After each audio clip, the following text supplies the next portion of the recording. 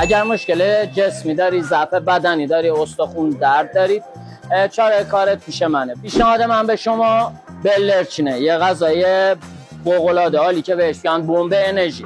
چرا بهش میگن بمب انرژی؟ به خاطر اینکه بلرچین دارای فسفر، کلسیم، پتاسیم، آهن و ویتامین آ و بی جلوگیری میکنه از پیری زودرس، باعث استحکام استخوان بندی و سلامتی قلب و بینایی و چشم فوق‌العاده عالیه. یه غذای به تمام عیاریه، به خاطر همین بهش میگن بمب انرژی.